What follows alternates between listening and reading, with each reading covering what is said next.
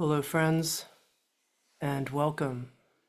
This is a hugely special moment for me, one in which my heart is bursting forth to be able to talk about spiritual awakening in these times with someone that I hugely love and admire, Adyashanti. Adya started working with Sounds True just north of 20 years ago. I was thinking about it as I was padding around in the kitchen this morning, making a cup of coffee. I was like, when did we start working together? And I looked it up more than 2 decades ago. And we've created many books and audio programs. And one of those programs sticks out for me in a special way that we'll be talking about today, and it's the Wake Up Challenge. And I remember saying to Adya, one of the ways people are really learning and developing is by having short teachings and practices they can do on a daily basis. Do you think you could create something like this with Sounds True? What do you think? I had no idea what he would say. We were having dinner at his house, and he was like, I think I'm kind of getting an idea about that. I think that could work. And I nearly fell off my chair at that moment with excitement. And he poured his teaching experience into creating 30 short, what he calls evocations of the awakened state that make up the Wake Up Challenge.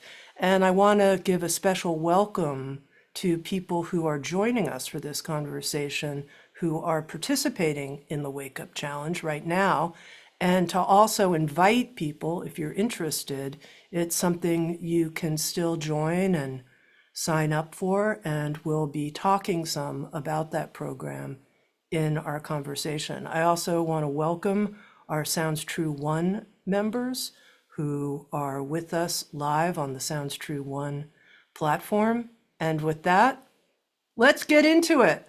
Adya, welcome. Thanks, Tammy. It's so good to be with you again, my friend.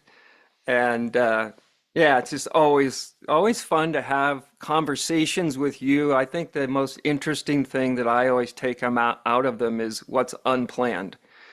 You know, what comes out, which is what neither one of us would expect or planned on, or I love that sort of spontaneous moving of curiosity and inquiry. So it's always just super fun to be with you and everybody else. It's really a joy. So to start, Adya, how are you? And I say that because I think many people who are joining us, some at least, are aware that you took a period of time away from public teaching in the Hmm. same way that you had been teaching regularly for many years because of your own health crisis that had mounted and other factors. And you were like, I'm going to take a break here and restore myself. And so, right here at the beginning, I think many Yeah. people are interested. How are you? Oh, thanks for the question. Really, compared to 2 years ago, wonderfully well.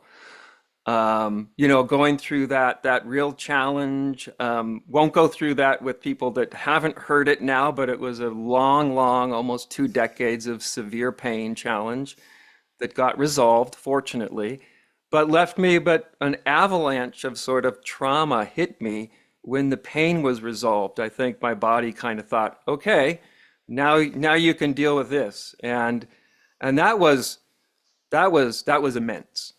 And so that and several other, considerations and reasons I pulled away from teaching, and I've been living here. And my version of like Ramana had his mountain on Arachula, the Sierra Nevada mountains have always been that for me. So we live now in the Sierra Nevada mountains, and I spend hours up in them most every day. And that's been, for me, that's been the most effective sort of trauma therapy for me that I could possibly have. That's been just amazing and tremendously good luck, just to be able to live where I do. Let's talk for just a brief moment about the Sierra Mountains, because I Yeah. remember for a long time reading about Ramana Maharshi, who you referenced, this great teacher from the 20th Hmm. century, and his love of Arunachala. And I made a pilgrimage there as a young person. And then I got there and I was like, really? That's what it was. All of this, he was in love with this mountain. And I circumambulated. I was like, this is what it was all about, this mountain. And I think some part of me was like, huh, I don't know if it meant something so special to him, Yeah. but maybe not to others. So tell me about how you Yeah. understand that for you. Sure, that's a great question. Well, I agree. Honorachula isn't objectively the most beautiful mountain just to sit and look at, but by God has that had a huge history of spirituality that's take place on that mountain. For me, the Sierra, I grew up about 4 or 5 hours drive of here in the Silicon Valley as a kid, and the first time I came up to the Sierras, it just certain places just strike a resonant chord, but really kind of deep. I could like feel it in the marrow of my bones or something. Just some sort of like, if I could have spoken the words that I felt, would be, this is where I belong. Up here amongst the granite and the pines, and the higher elevation, the better I feel and the happier I get. I'm at my my blissful zone is, 10,000 feet of elevation or above. And so it's hard to say, isn't it? Why, we get attracted to these places. Sometimes they're beautiful. A lot of the Sierras are beautiful.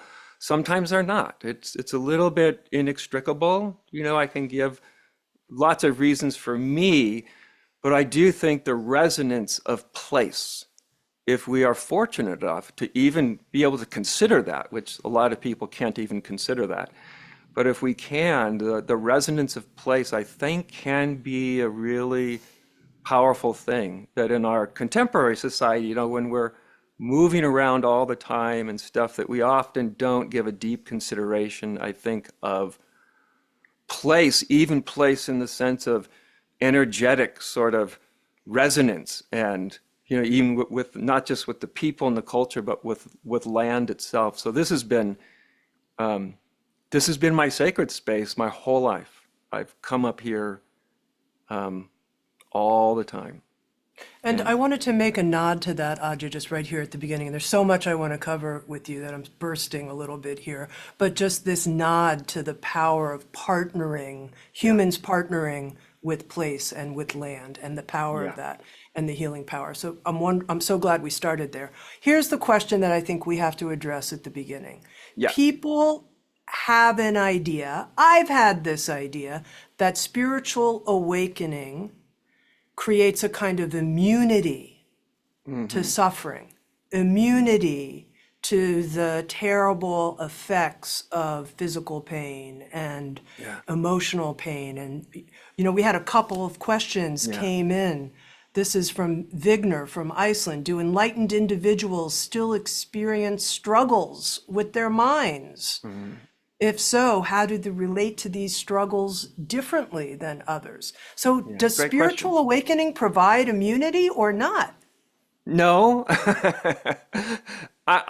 the way I've always defined it, Tammy, is I think what spiritual awakening is, in my experience. So I always kind of go back to that, right? In my experience, um,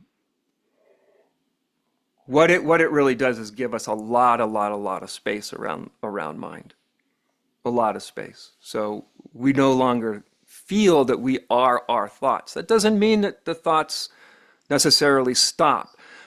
Spiritual awakening is really, really good at removing or decreasing what I call optional suffering. The kind of suffering we create when we're just ruminating in our minds, and that's a tremendous amount. That may be somewhere like 80 to 90% of all of our suffering. There is an element of suffering. I can certainly speak from my own experience. If you get enough pain, then pain itself isn't suffering. I was an endurance athlete for a long time. My specialty was how to manage pain for hours at a time, while you're doing some physical activity.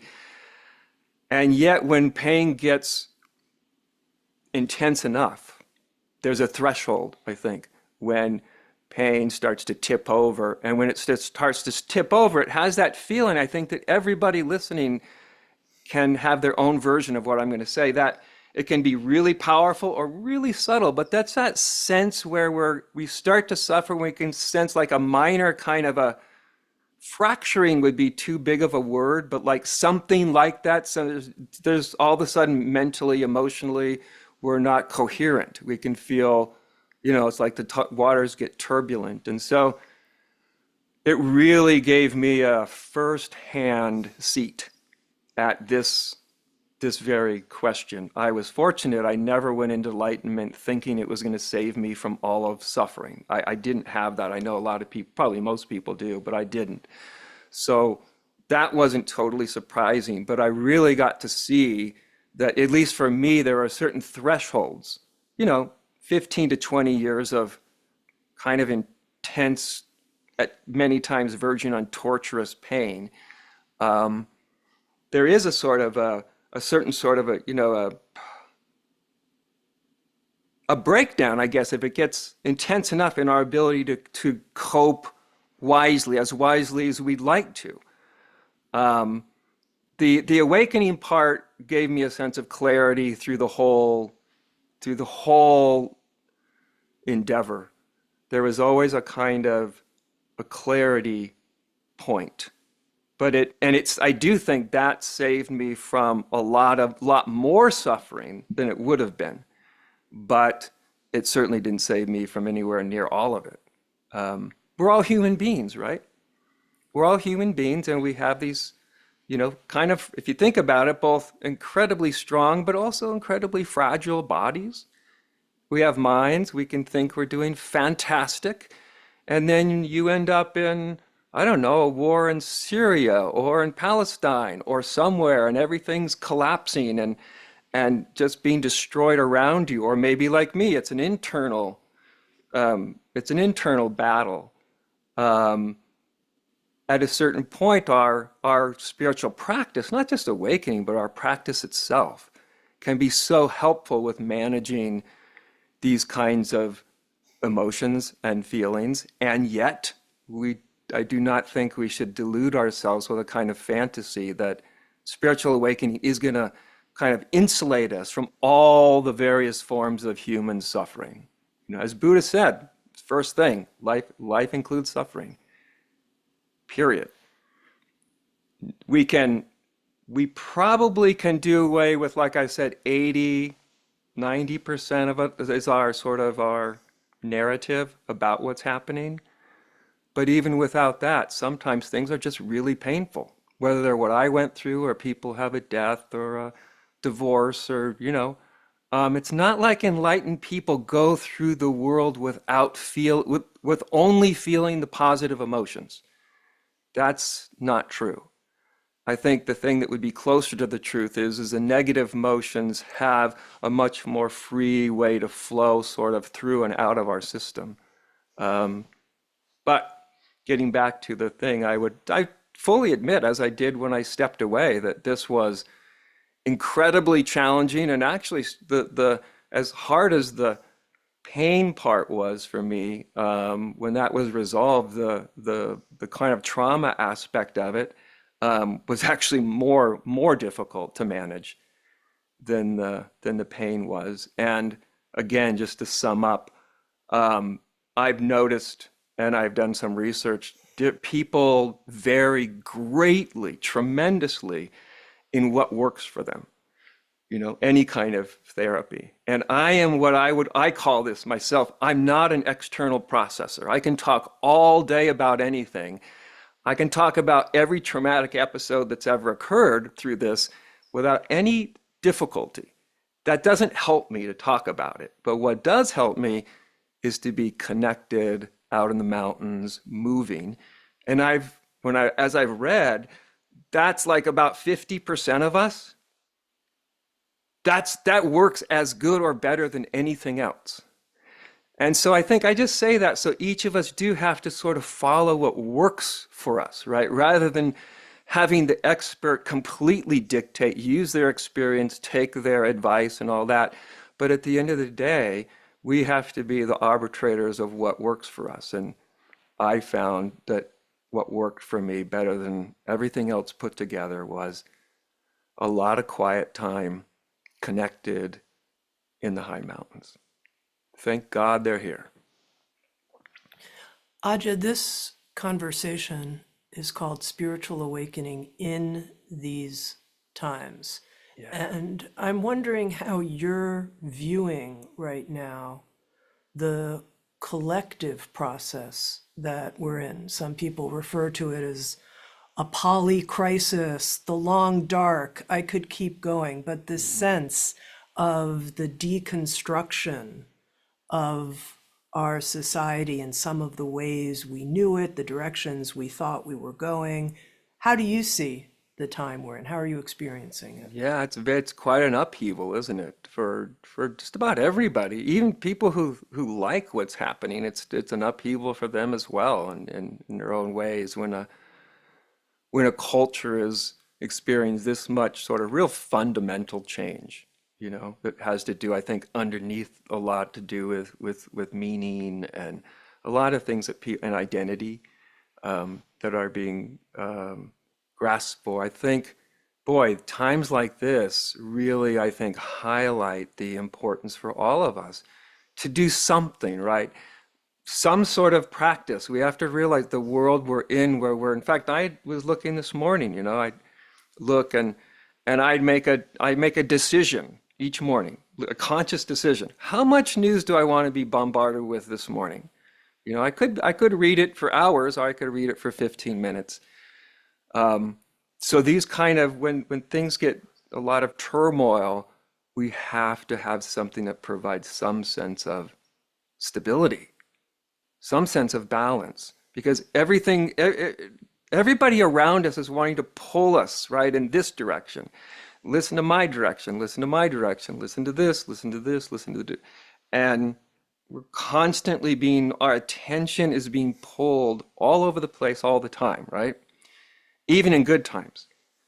I do think that to even have a capacity to really sort of step up and have any kind of wise or centered way of moving with all this in life right now, that it really takes a kind of something that can help us reconnect with something other than the turmoil. Some sort of reconnection, not as a place to hide, right? Not like meditate so I don't feel what's happening in the world, but as like a resource to ground, a stability from which then we can meet life, right? Not as a place to back away and hide from it, but like a platform. So really challenging times for everybody. And it also, I think, highlights the importance of all of us being as conscious as we can be, right? Because when there's turmoil, the sort of the whirlpool is towards less consciousness, right? Because we all get identified with our positions. We get scared, we get anxious, we get afraid, and that tends to make our experience go like this, narrow, but also our perception narrow. And so I do think we need something that helps us keep the aperture a bit open, especially in times where what's coming at us is quite challenging, isn't it? Quite challenging. Here's a specific question about this from Zaya from Toronto, who wrote in, "Today, politically, we live in dark times. What I've admired about a teacher like Thich Nhat Hanh is that throughout his life, he remained a committed peace activist. Adya, what do you see as the role of activism in awakening?" Oh, that's a big question. First of all, Tammy, I'm going to answer your question, but I also want to acknowledge, like, I don't want to speak for the activists, right? Because their inspiration is important and it's really driven. So I don't want to suggest how anybody should play out their activism, except for this, which I do think is really important. I've talked with so many activists over the decades, and what I've really seen is really important is when we get involved in anything we care about, right? We have some passion, and especially if it's includes something beyond ourselves, we can get very energized behind it. And I think it's really important not to lose connectedness. But we have a breakdown of connectedness in our society. There's all sorts of ways of talking about that. But I'm really on the lookout for things that break down that connectedness. Do you know? Um, and we see where our commitments are. I love that too about Thich Nhat Hanh, right? He had a commitment that he and a value that he it just breathed it through his whole life. Really, I imagine because it was just as natural as breathing to him, even though it had lots of challenges, as commitments always do. Um, but these are times when I think each of us really need to sit down and to really see, like, what do I really stand for, and how am I going about acting that out in my daily life, right? So we could be a committed activist, but be really careful that your activism doesn't create those hard divisive lines between us and them, right? And that's a challenge when we're really putting lots of energy into a particular, let's say, point of view because we think it's going to be really helpful. But how do we do that without making enemies out of those who have a different view? And I know this all sounds like, spiritually trite and cliche in a certain sense, but when it gets right down to it, when you're like sitting talking to somebody in your living room or something, watching TV, and I think for anybody, activism or not, to take a kind of responsibility for what we're putting into the world.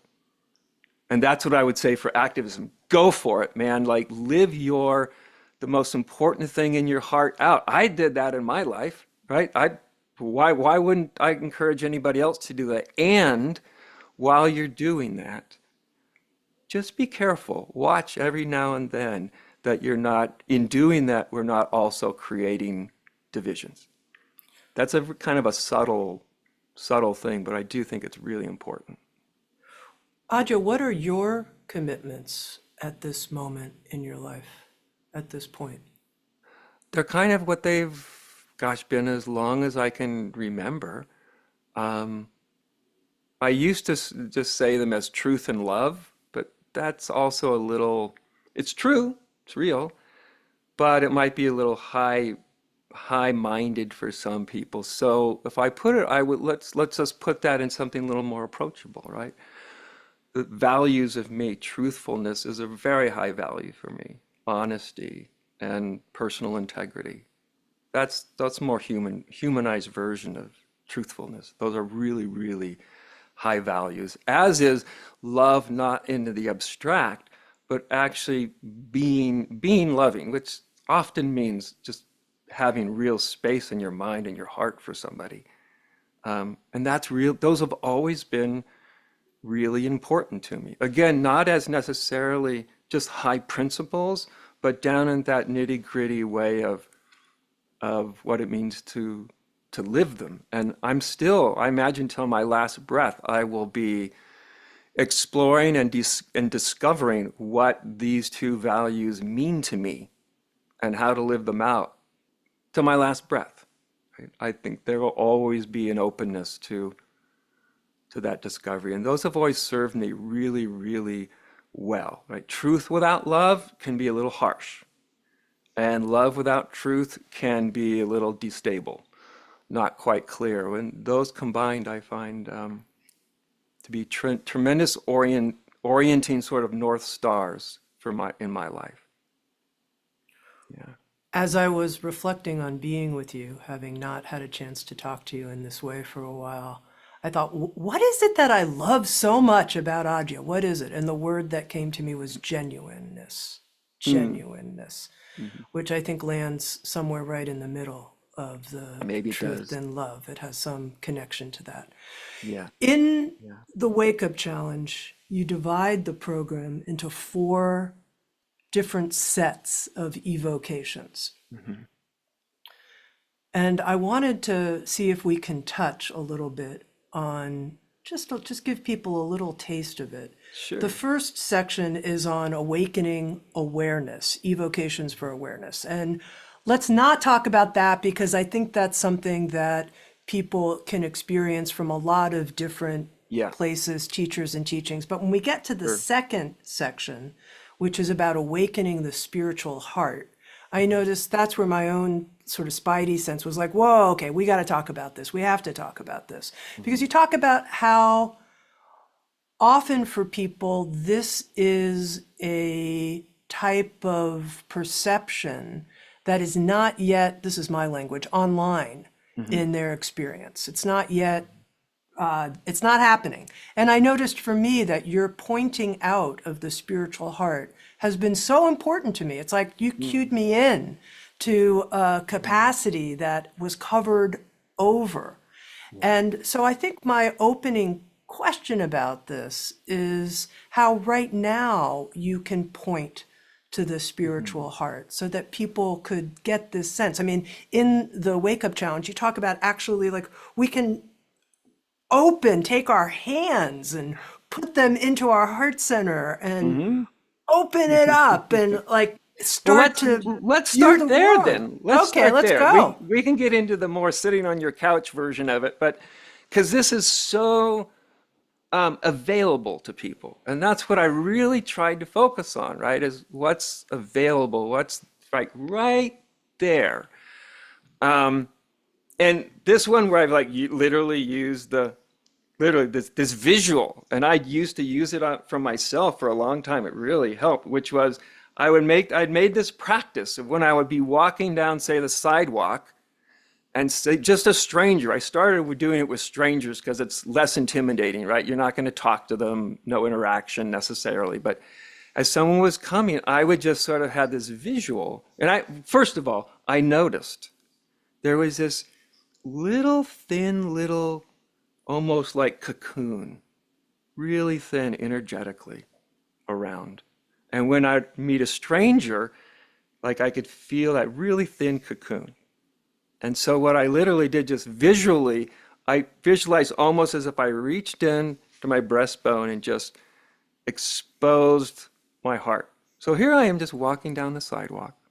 I see someone coming up, and I'm having this visual like, "Ugh," as a way because I want to encounter them, right? I want to meet them energetically in this undefended place. And what I noticed, like the first time I did it, and it just kind of came spontaneously, hey, let's try this. I was amazed. I walked right past the person and we went on our way, but I felt like that was such a different encounter. I actually encountered that person as I walked past them.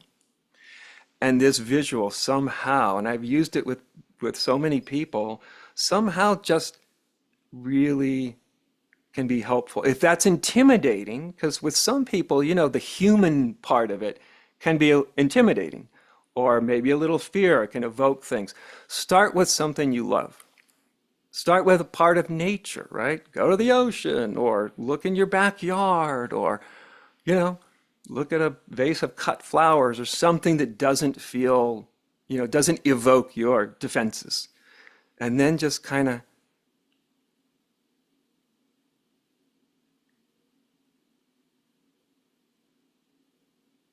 you can feel it in the energy even as we speak, right? As soon as we just like, let's do this as we're together. And let's be really conscious of when this starts to happen, right? Any kind of closing. And what I started to notice was it got me so accurately in touch with, oh, that word, that specific word in that sentence that I communicated was like, it seemed true, but it was like 90%. And so I'd noticed a little closing, or that word was just, it was off, or it wasn't necessary. And it wasn't that I was judging the language, is that I was feeling the connection. And then I started to notice the connection between language, how we talk, the words, the rhythm, the pacing, the style. All that has to do with actually being connected. and this opening of the bigger spiritual, what I call the spiritual heart. That the spiritual heart is like the human heart it can get expansive, it can get its feelings hurt, and everything in between, right? It's this amazing, what would you even call it, area of emotionality. And yet the spiritual heart, if you want to visualize it, would be just all around that, almost without borders. And it's that place when we just feel, we wake up on the right side of the universe and you just feel, say, a moment, an unusual moment of connection. See, there's a smile in your eye, right? In your Well, face. you woke up That's on the right side of the the universe. I was universe, like, right? oh, yeah, that's good. I like that. But I think people know there's like spontaneously, all of a sudden you're just like, oh, wow, that felt nice. Or I looked at that tree and it was just a little bit different. Or, you know what I mean? And anyway, that's the beginning. I think it's a great practice because you can walk down the hallway, you can be at the grocery store. I've used it all over the place. And by the way, if you want to internalize this, say you're meditating, and that old thought pattern that's particularly challenging for you, let's say, comes up, right? And you feel not just the thought, but the emotion, the feeling, you can feel it. You can like open to that. What happens when we just, okay, let's have that in the spiritual heart, even if we don't understand what the spiritual heart even is, something in us does. And so we can even use this to encounter our own internal, almost like beings, right? Our own difficulties, our own thought patterns. It works in that sense as well. So I always think that's a good place to start because you don't need any background, you don't need to believe anything. Like nothing's necessary except a little willingness to experiment. We had Shayna who wrote in that in working through the Wake Up Challenge, the spiritual heart meditations produced for her alternating periods of, on the one hand, a loving and beautiful energy, Yeah. and on the other hand, painful and difficult emotions with unpleasant physical reactions. And she's wondering, will things even out? Is she doing something wrong? And have you heard of this type of thing before? Well, first of all, it sounds like she's doing everything just right. So, and yes, not only have I heard this before, it's the norm. You don't know that because it's often not talked about, but it is kind of the norm that when we start to open, we get the counter to that inside of ourselves. Whether it can be fear, it can be anger, it can be, a whole cacophony of dark emotions can come out. And that's actually really common as you open to the beauty.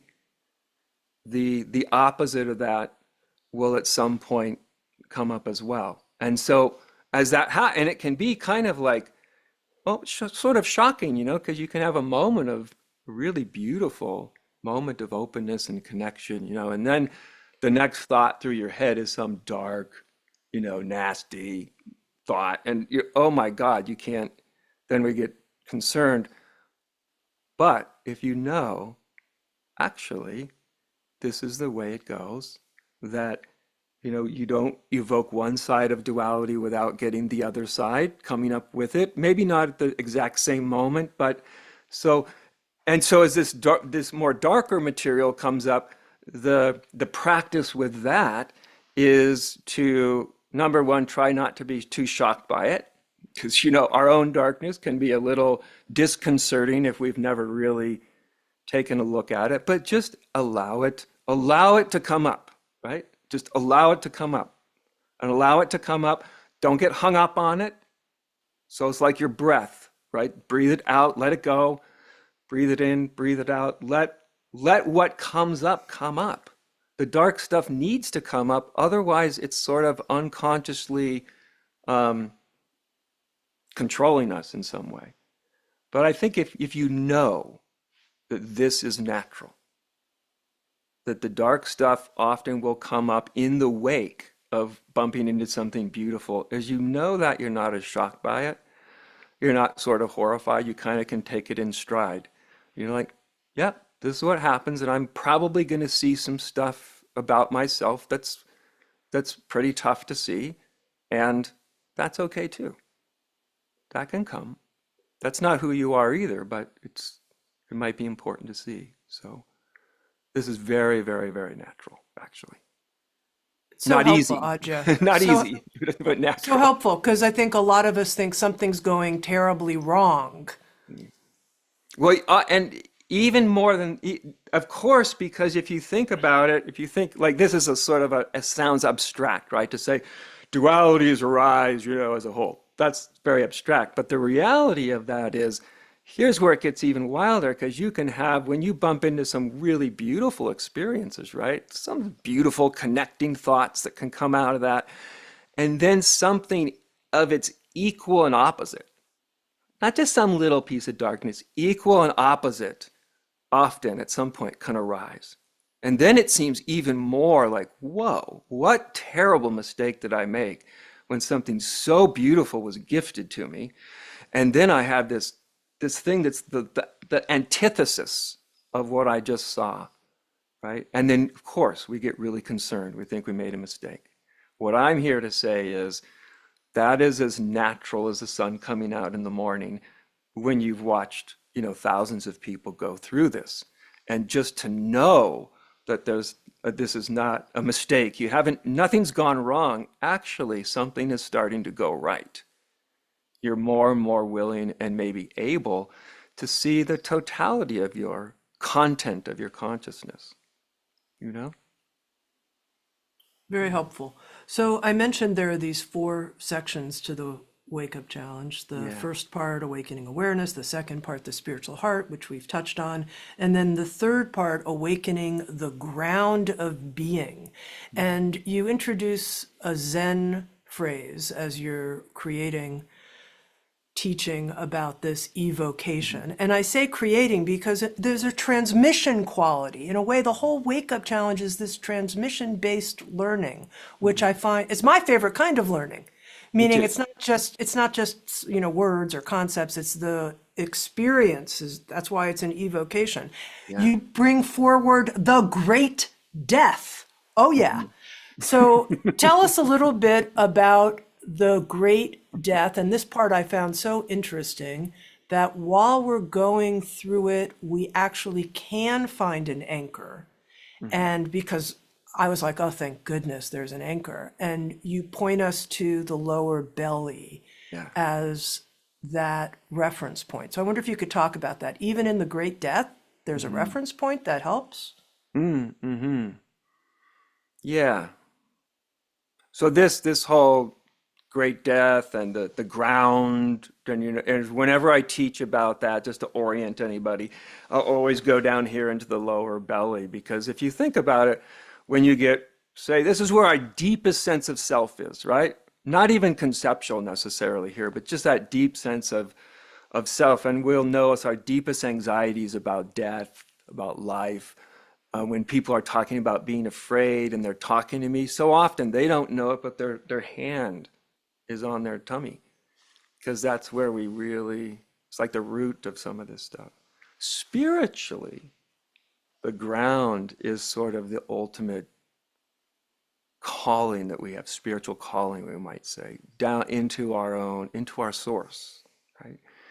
And in the journey of that, um, at some point, to make the transition, so there is a transition from sort of our narrative, I was going to say egocentric point of view, but I'm getting a little tired of hearing myself say the word ego a lot. So let's just call it our narrative centric point of view, whatever that narrative is.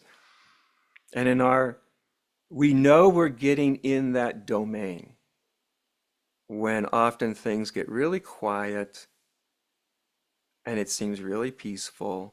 And then all of a sudden, almost for no reason, I often hear people just start to get a sort of a vague sense of anxiety or fear, like something terrible is going to happen. And it makes sense our whole lives when we have encountered the unknown. we often project something scary into it. You open the closet when you're a kid in the middle of the night, you think there was a monster in there. It feels scary.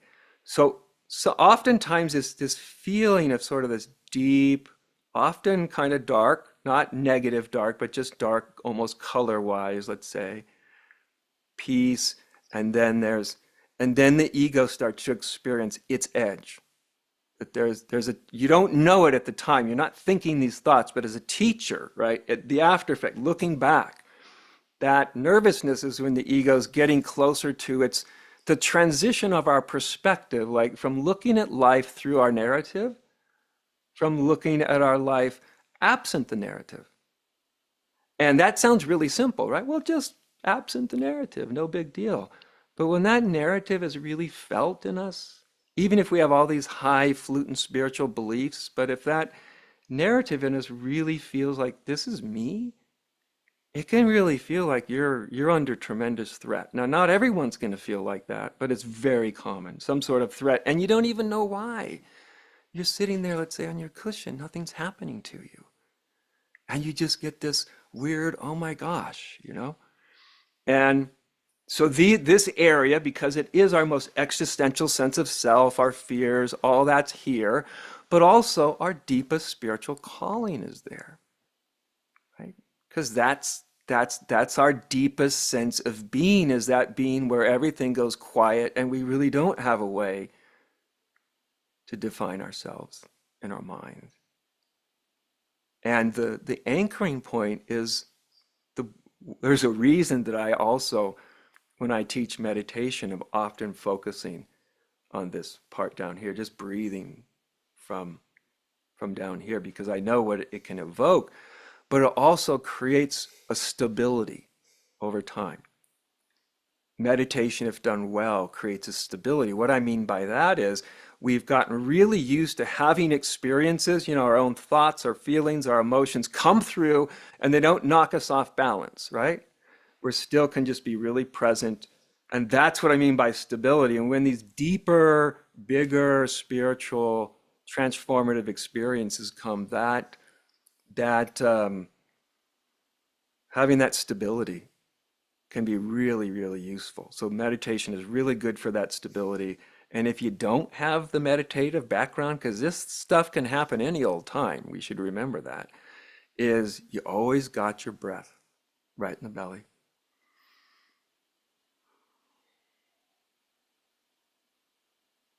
You're still breathing. Everything's totally fine. You're just undergoing, say, a powerful, maybe inner transformation. But the thing that grounds you here, I always remember at this point, I don't know exactly why, but I always remember that image. It's an image. And I find images almost better than teaching sometime, of the Buddha when things were getting a little hot and heavy for him, when he was meditating and difficult. And he just Hot and reached heavy under the Bodhi tree. under the That's right. Bodhi tree, getting hot and That's heavy under right. the tree. And he reached down and touched the earth. And like these are symbols. Why does that do something in us, right? Why does like him sitting there and like you see a picture of that and you know the story and him touching the earth and it evokes something in most people that hear the story. They don't even know what it means, what it evokes, but what is that? Why is it evoking something that we don't even understand? I would suggest that the earth itself is our greatest grounding. Touch the earth. When someone's going through terrible trauma, they always say, open your eyes, look around, connect with what's actually in the room, not in this nightmare that's going between your ears. Like, oh, and this is a kind of a version of that. Like, step down, the breath is still there. Touch the earth, it's still there, right? And so I don't want to scare people. I'm making this sound, terrifying. It can be scary. But really what we're dealing with here is a transition.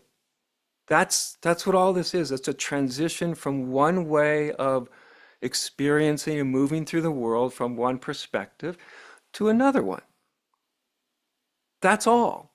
That happens to be a lot, but that's what that all this transition is about, is just transitioning our our way of seeing ourselves, each other, the world. I mean, if you think about it, these are some pretty big shifts in our points of view. So, yeah, yeah, really good to have something stable, and also somebody. It's nice to have somebody you can check in with and go, "Hey, is this normal?" You know, because a lot of stuff that seems abnormal is actually quite normal in our spiritual unfolding, you know. In these evocations of the ground of being, there's this quote that I want you to comment on because it was super meaningful to me. This plunge into the dazzling dark of our unimaginable being requires an intuitive leap of love. We leap into the abyss because we care. Well, that actually came out of my actual really direct experience. Because I can still very much remember the moment that what we're talking about, right, kind of was a culminated for me. And I won't go into the nitty gritty of the details, but it was I'm just sitting there, meditating, but internally. Um, the experience that was happening was assured me that this is going to kill me. And strangely, not through courage or some macho, I'm tough guy, but it was like a discovery. Like, if this is what it takes to connect with what I'm being drawn to, whatever that is, we could say to find the beloved, if that's what it takes, okay. And that okay was, I didn't know it, but it was cataclysmic in the best possible sense. When it was okay that there was the experience of it wasn't even like ego death. All of a sudden, it just wasn't there. Um, and I had to find something I loved and cared more about than myself. And it was there. I didn't know it was there, but it was there. Whether it's the truth as a principle or God or something uh, that you really love. Usually it's the thing that's driving the spiritual search from the very beginning. There's something in all of us that's there throughout the whole entire, it initiates it, it culminates it, it's there at every point along the way that for me, I called it that a driving force, spiritual driving force. For a lot of people, it doesn't feel like a driving force wouldn't be the words they use. They would use different words, but it would be something similar, right? Something that's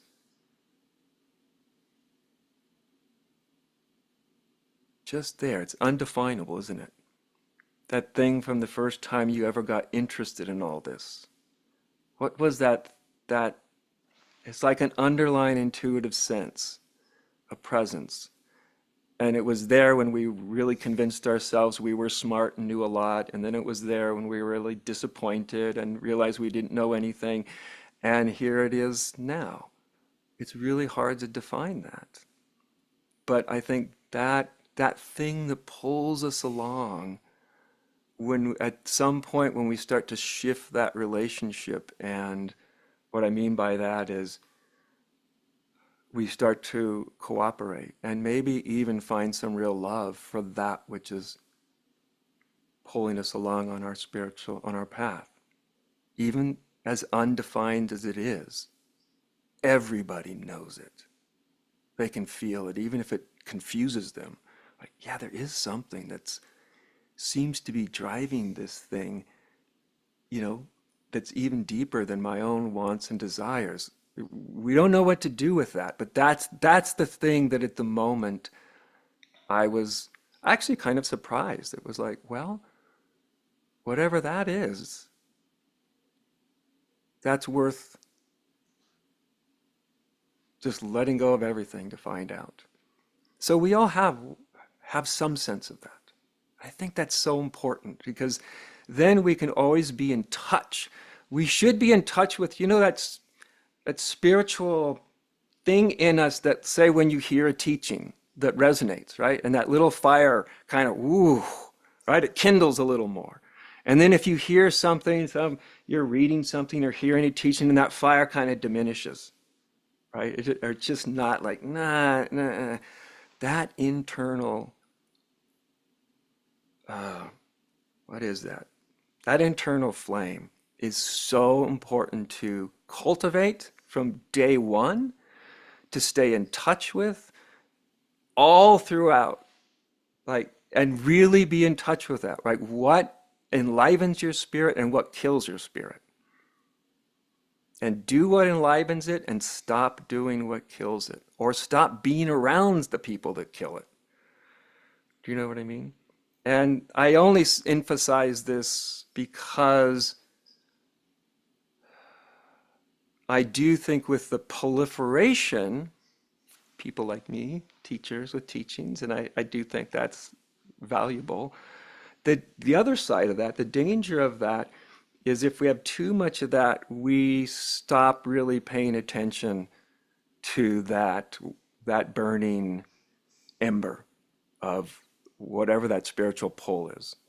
Nobody's words should ever cover over that. And we should be feeling that from the very first, to get better and better and better at feeling what enlivens it or diminishes it. That's a lot of the spiritual path. Giving that light inside, what feeding it, what gives it light, and noticing what diminishes it, and stop to whatever extent we can to let go of what diminishes that light. I don't know if that really responds to the question, but that's what came out.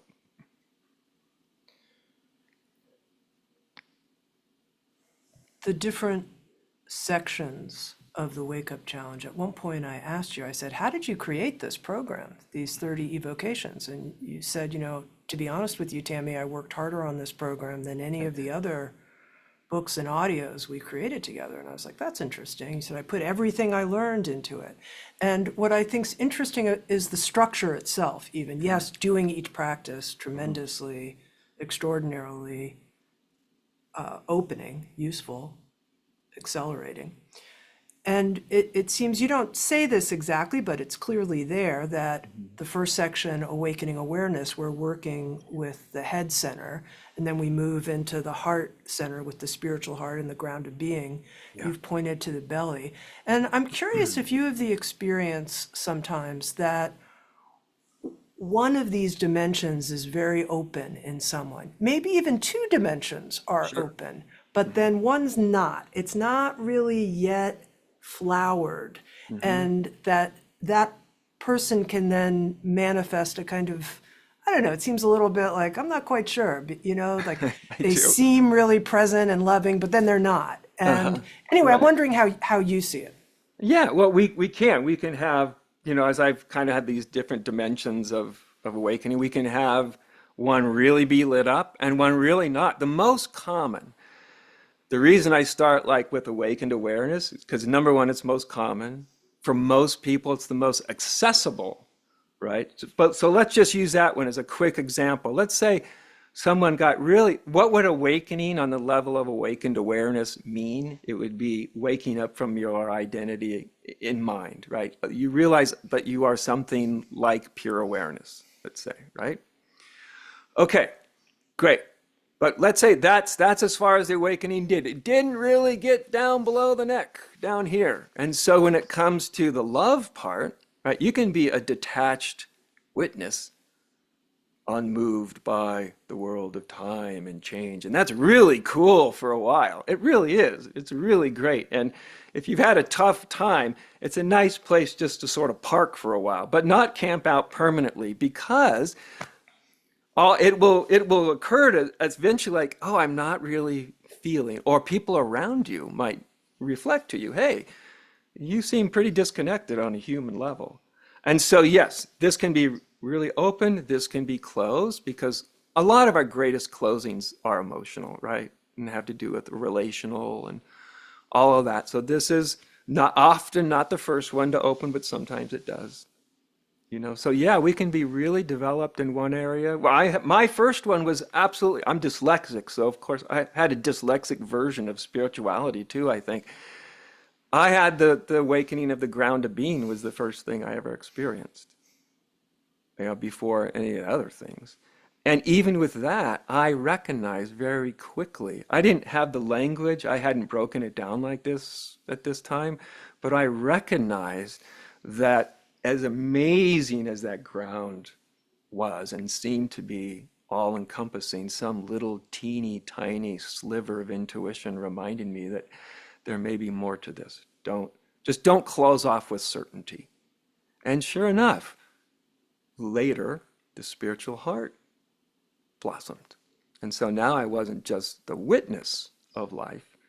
I was the witness and this sort of really intimate, yummy, almost sensual unity. That's what unity is, right? It's sensual, it's yummy, it's not philosophical, right? So yes, it can happen in all manner of the reason I put together the book that I did, it was like, this is the way it often happens for most people through this trajectory, though not everybody. And they're kind of along the lines of, for most people, the easier perspectives to access. But I was reading that book, this morning was the book that was made out of that whole thing. And I was looking at it and I thought it might be a good idea to hadn't looked through there for a while, and I hope that other people have the experience that I was having because I hadn't really looked at it in any sustained way for a number of years, and I went back and I basically read the whole book, and I was really pleasantly surprised It's because as I good, was huh? reading from it, I'm like, this is evoking in me everything that's on the page, and of course it would because I'm the one that came up with it, but.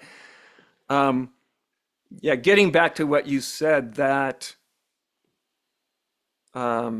transmission aspect, um, is really important. It's you can because you can feel where the writer's writing from, and when you can feel where they're writing from, you can start to feel that similar place in yourself.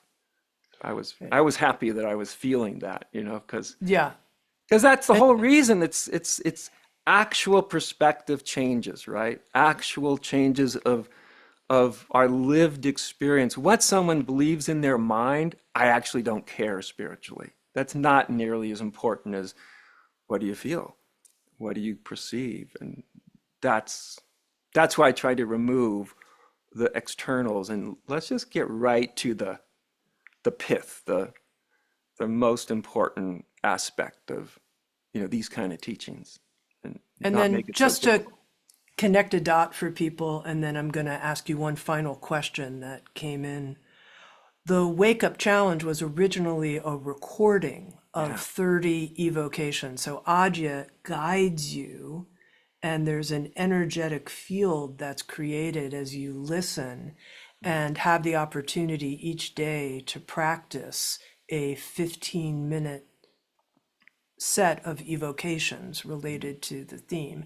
And then we took the transcription of the 30-day wake up challenge, and Adya added some material and we edited it and we created a book called The Direct Hmm. Way, which you can sit with and read. Okay, this question came in from Kay from Luxembourg. And I Yeah. think this really relates to the last section of the wake up challenge, how we live this Yeah. is in an embodied way as a unique human being. And she writes, my question relates to how awareness or presence is our true self.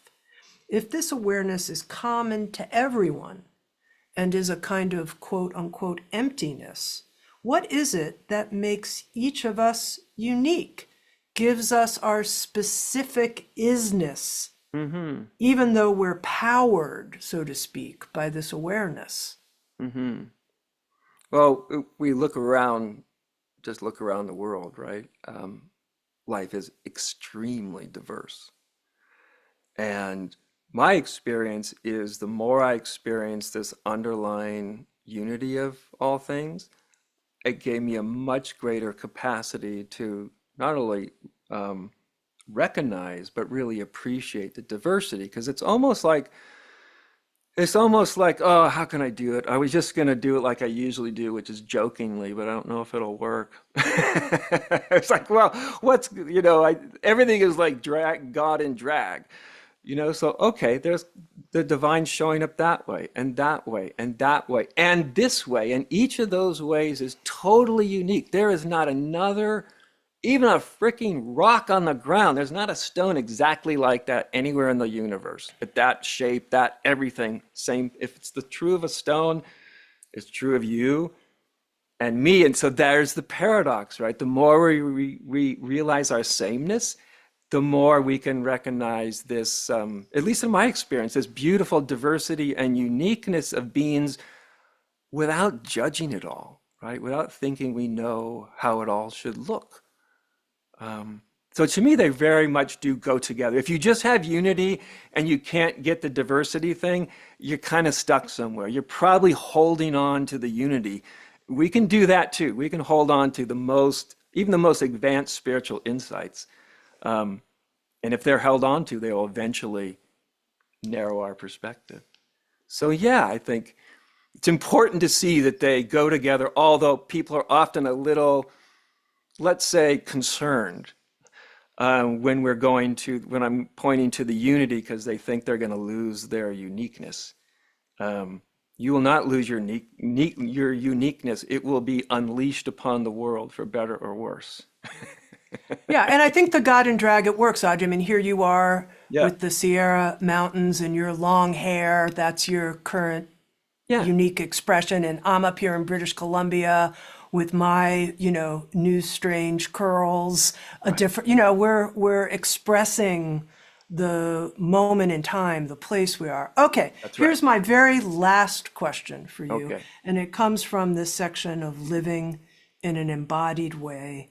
You say courage is an awakened quality, and that it will take every bit of courage and humility that you can muster to have more than a brief glimpse of awakening. Yeah, And I wanted to end on this note because I think many of us have had glimpses yeah, and are wondering what exactly is the courage and humility that's yeah. needed. The courage part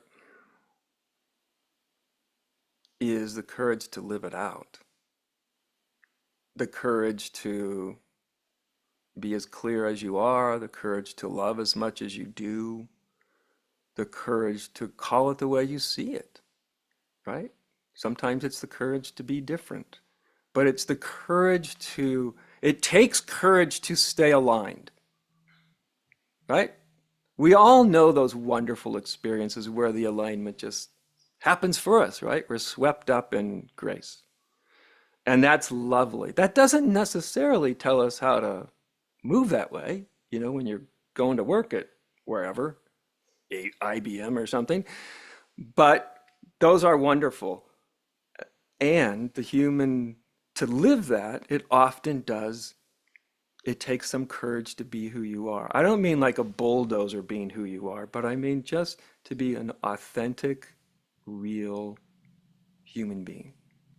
All that sounds so simple and small, but it's actually, when you really investigate it, yeah, it does take a lot of courage just to be in our integrity, in our honesty, in our love. It takes courage to do that because it's not necessarily what we're seeing all around us. So it can seem like a leap at times, right? So courage is really important, but also a kind of humility. And for me, the humility that I'm talking about, again, comes out of that connected view. It's not a thing that's an idea that's being imposed. The humility is coming out of that view, which is, oh, everything is the divine, including the stuff I don't like. That doesn't mean I have to like it. That doesn't mean I have to agree with everything that life comes up with, as a point of view or whatever. But that does mean I have to see it as what it is, even if it's confused. There's God being confused. Still have to deal with it. But that takes a kind of humility, because there's a tendency as a human being to sort of, in some manner, to be on our own little high horse a lot, right? And my little version of how everything should be is just so, if everyone would just hear me, right, then I'm over accentuating, but you get the feeling. It does take some kind of humility to go, maybe I don't know how everybody should be. Maybe I'm not really sure. Maybe I don't know exactly how the world should be. Maybe, to investigate that in oneself, boy, is that a endeavor of a lifetime. So it is a strange combination of a kind of stand up, backbone, or as we say in Zen, take the one seat, right? Your life. Nobody can take that one seat for you. No one can ever live it for you. But to really live it, you kind of got to take your one seat. Like this is it. This is my life. Like it or lump it. Whether it's been easy, difficult, terrible, or blissful, this is it. Take the one seat in this life. That takes courage. But it also takes some humility so that doesn't get a little egotistical, right? My way or the highway. It takes some, again, that's what the unity has brought me, that's for sure, which is just a constant open-mindedness, and I hope an open-heartedness, you know?